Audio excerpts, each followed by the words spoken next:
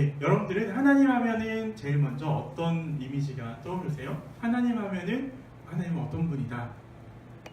어떤 것이 먼저 떠오르세요? 한번 속으로 답을 해보시면 좋을 것 같아요. 네. 그리고 이 질문을 조금 한 번 더 질문을 바꿔서 같은 질문을 할 텐데요. 지금 내 삶의 문제를 뭐가 있으면 딱 이렇게 확 바꿀 것 같아요? 변화시킬 수 있을 것 같아요? 역전시킬 수 있을 것 같아요?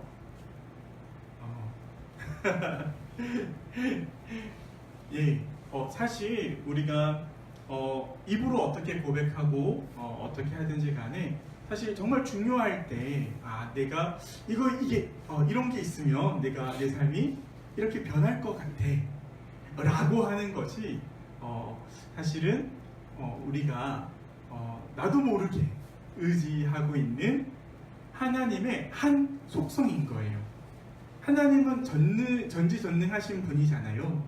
그런데 전지전능한 부분만 딱 떼내서 어떻게 내 삶에만 전지전능하기를 바라셔서 어느 날 내가 로또를 사지도 않았는데 길에서 로또를 줬는데 이게 1등이야. 그래서 빚도 다 갚고 교회 헌금도 막 하고 제일시에도 기부해서 막 세우고 막 신나죠. 제가 왜 이런 생각을 하냐면 가끔 길을 가다가 멍하니 있으면 나도 모르게 이런 생각을 딱 이렇게 하고 있더라고요. 정신을 차리면 그러고 나면 내가 이런 생각들로 망중한을 즐기고 있더라고요. 그러니까 현실에 내가 문제들을 해결해 나가기가 내가 힘이 없다고 생각이 되고 또 때로 지치고 그러니까 현실에 있을 법하지만 굉장히 막강한 그런 거를 생각하다 보니까 저 같은 경우에는 진짜 로또를 안 사거든요. 세상에서 제일 어리석은 사람이 로또 1등하게 해주세요 라고 막 철회 기도하고 열심히 기도하고 하나님께서 그러면 내가 이번 주에 널 당첨되게 해주겠다 그랬는데 로또를 안 사는 사람 믿음이 없는 거죠 사실. 그러니까 사실은 저는 로또를 안 사는데 그럼에도 불구하고 버스 안에 가만히 있거나 가끔 이렇게 사무실에 멍하니 있으면 멍하니 있는 제가 그런 생각을 하고 있더라고요. 그렇게 보면은 가끔 이렇게 번쩍번쩍 정신이 들 때가 있어요. 왜냐하면 사실 예수님이 말씀하신 그 하나님의 방법들이 아니라 사실은 이 세상에서 당장에 먹히는 방법들을 내가 더 사실 의지하고 있었구나. 그러면 사실은 제가 제일 많이 하는 기도가 하나님 저를 불쌍히 여겨주세요. 허우대는 멀쩡하지만 또 사역자로 앞에 세워주셨지만 사실 이렇게 하나님을 의지하라고 의지합니다라고 맨날 찬양하고 기도하고 말씀 전하고 하는데 실생활에서의 실제적인 문제들을 부딪힐 때는 그 하나님을 내가 잊어버리고 그 하나님의 한 속성 모든 것을 하실 수 있는 전능함 거기에만 맞춰서 그게 꼭 돈으로 환산돼야 돼. 그런 거죠. 이렇게 인간은 하나님을 인지할 때 내가 보고 싶은 면만 되게 보는 것 같아요. 하나님의 성품에는 많은 것들이 있잖아요. 진노하신 하나님도 계셨고요. 질투하신 하나님도 계셨고요. 그럼에도 또 긍휼하신 하나님이 계시고요.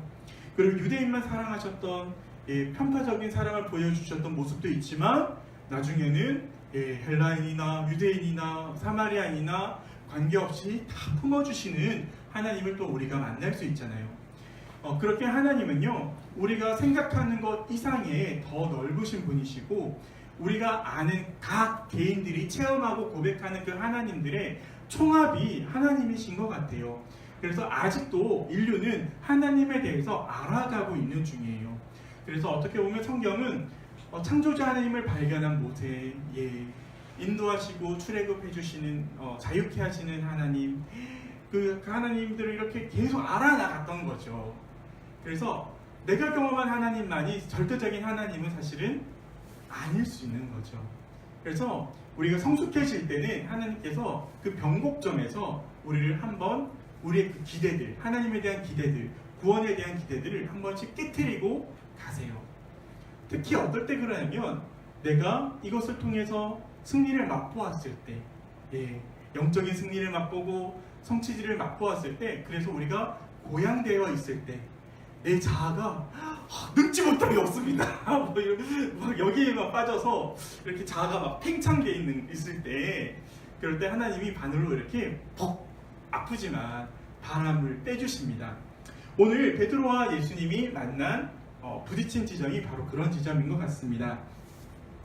먼저 우리가 이 본문이 어디에서 어느 지역에서 일어나는지 배경을 한번 먼저 볼 텐데요. 앞부분에 보면 빌립보 가이사랴라는 지역이라고 합니다.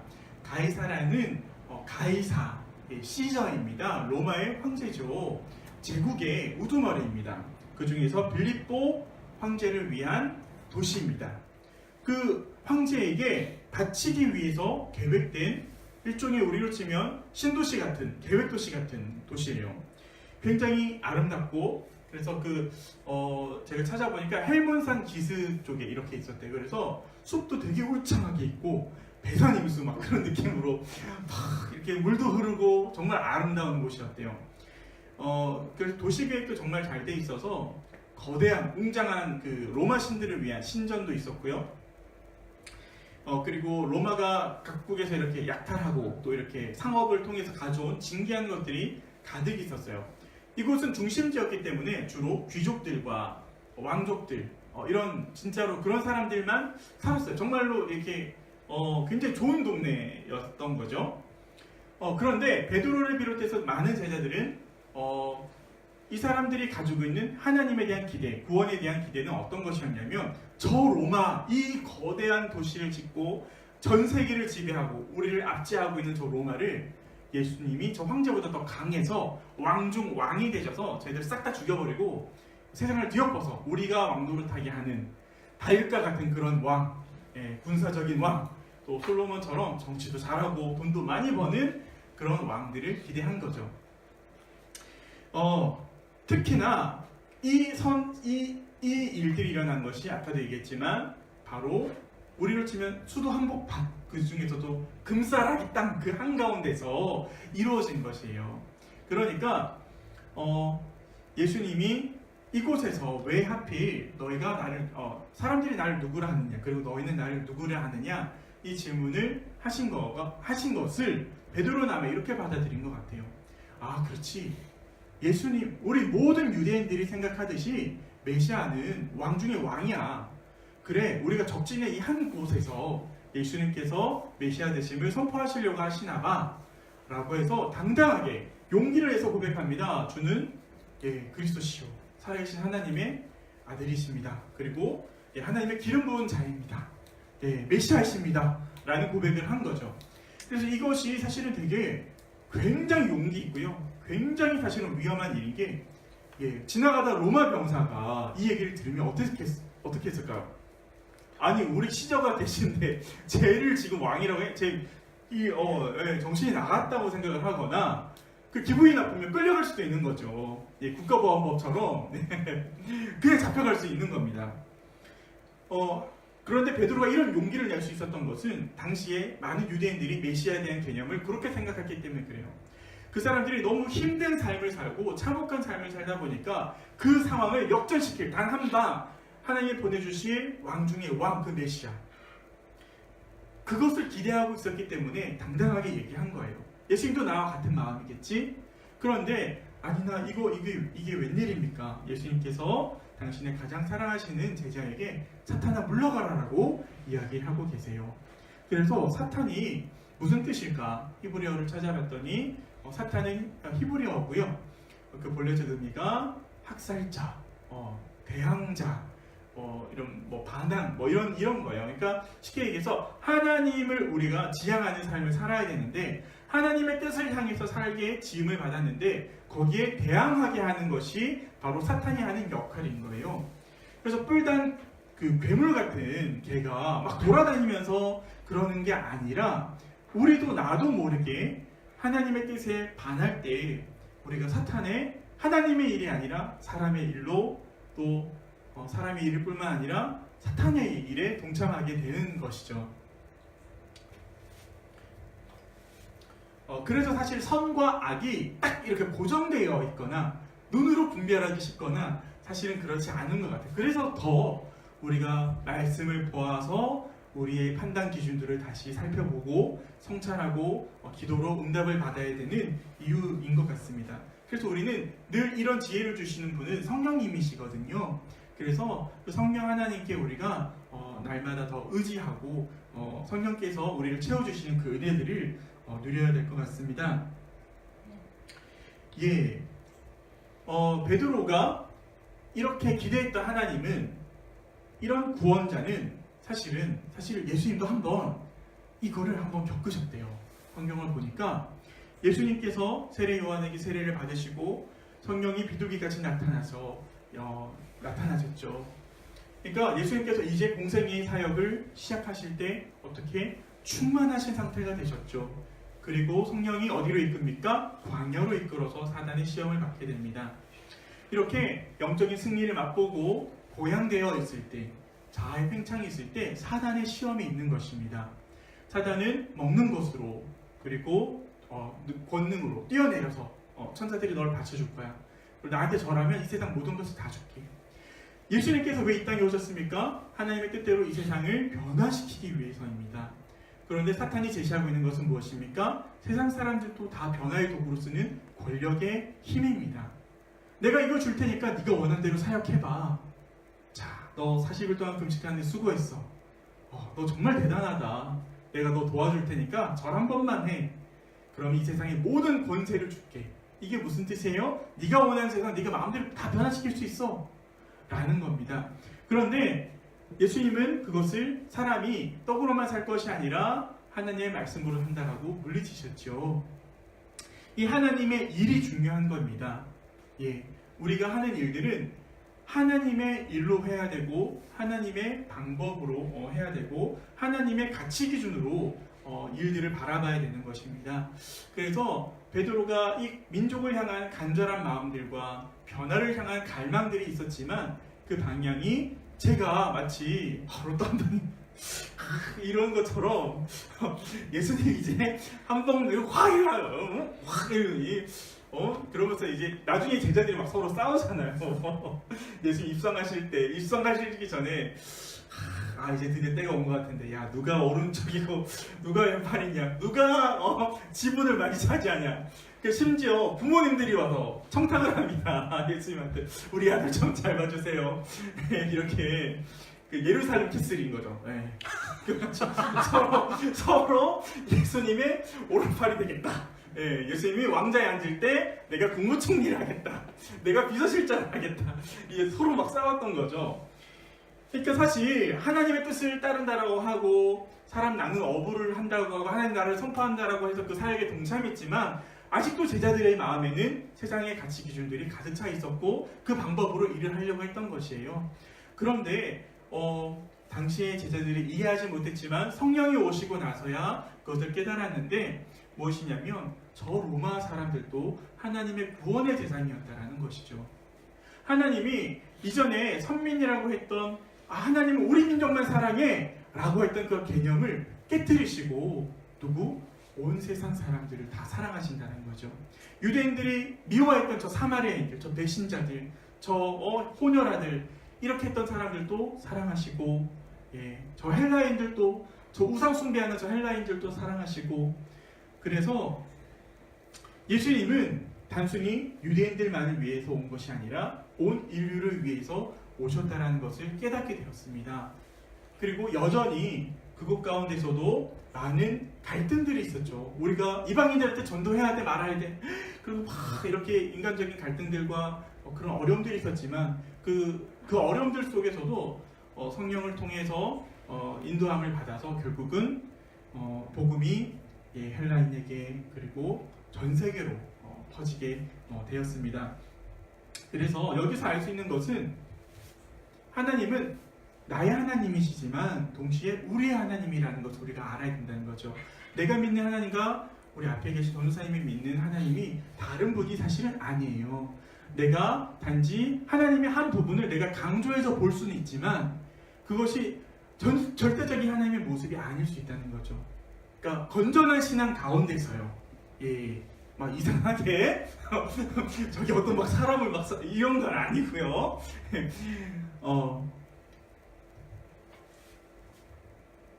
그래서 하나님은 전체의 합이세요. 하나님은 한 분이신데 온 세계의 모든 사람들을 다 그 사람들이 다 각각의 그 하나님의 면들을 조금씩 보는데도 불구하고 그분의 합이 하나이시라는 거죠. 우리는 한 분 하나님을 섬기는 하나님의 자녀들입니다. 그래서 우리가 져야 될 십자가는 내 가족만을 위한 것이 아니라 내 민족만을 위한 것이 아니라 우리 교회만을 위한 것이 아니라 온 세상의 교회를 위해서 일을 해야 되는 것이고요. 온 세상 사람들을 위해서 일을 해야 되는 것입니다. 우리는 대한민국이라는 땅에 발붙이고 살고 대한민국의 의무들을 다하고 살지만 그것만을 위해서 살아서는 안 된다는 것이에요. 그래서 교회는 각 교단별로 이렇게 세워져 있고 있는데 신학적으로 어떻게 얘기를 하냐면 세상의 교회는 하나밖에 없어요. 그리스도의 교회 하나밖에 없는 겁니다. 예, 정교회든 어디 서방교회든 다 우리 인간적인 한계들로 지금은 나누어져 있을 뿐이지 한 분 하나님을 섬기는 하나님의 백성들이라는 것이죠. 제자들끼리도 사역을 위해서 서로 싸웠듯이 또 의견 다툼이 있었듯이 그럴 수 있지만 우리가 하나의 지향점을 가지고 서로를 바라볼 수는 있어야 되겠다라는 그런 생각을 또 하게 됩니다. 그렇습니다. 예수님께서는 이렇게 세속적인 권력만으로 세상을 바꾸려고 하는 것에서 하나님 나라의 가치로 이제 사람들을 바꾸시려고 하십니다. 하나님이 우리를 바라보시는 그 사랑의 가치들, 그리고 그것이 내 삶에서 어떠한 참혹한 순간에도 변하지 않는다는 것을 믿기를 요구하시는 것입니다. 그래서 사도 바울이 이야기하듯이 또 예수님께서 얘기하듯이 핍박을 받을 때 어떻게 더 기뻐하라. 하늘의 상이 크다. 그러니까 현실에서 내가 이야기하는 가치가 야 그렇게 해서 어떻게 일을 해? 그게 어떻게 돼? 비웃고 이런 부끄럽게 생각하고 그런 것들을 무시할 수 있다는 얘기죠. 이게 진짜 힘입니다. 지금 이 땅 가운데 하나님 나라가 임한 것을 보는 사람들은 9장 1절의 말씀처럼 하나님 나라의 권능을 지금 맛보게 되는 것이죠. 그 권능은 내가 세상을 확 뒤엎어버리는 그런 권능이 아니라 예전에는 정말 믿고 정말 힘들었고 내 삶이 참혹하게만 보였는데 그 상황이 변하지 않음에도 거기서 하나님을 발견할 수 있는 힘이에요. 사랑을 발견할 수 있는 힘이에요. 예전에는 내가 감히 어떻게 온 인류를 위해 살겠어. 진짜 내 삶 살기도 어렵고 내가 어제 했던 설교랑 내가 오늘 다르게 사는데 그 부끄러워서 그게 찔리거든요. 저도 설교할 때마다 찔리거든요. 그리고 이거 누가 봤을 텐데 이러면서 글쩍글쩍 하는데 그래서 저는 자격이 항상 없다고 생각해서 사역을 되게 늦게 시작을 했어요. 그런데 하나님께서 계속 알려주시는 거는 그럼에도 내가 하나님의 창조물이라는 것 자체만으로 그것을 믿는다는 것 자체만으로 하나님의 거룩하심을 나도 살 수 있다라고 말씀하시는 거더라고요.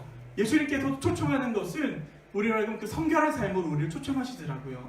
내가 세상을 뒤엎을 능력이 없어도 지금 내 삶을 통해서 하나님의 나라가 이루어지기를 원하시더라고요. 그것이 그 나라를 따라 사는 것, 그 가치 기준을 따라 사는 것. 이전에 그 세상 가치, 권력의 가치에서 나를 약하게 보고 부끄럽게만 보았다면 그것을 뒤엎는 것이죠.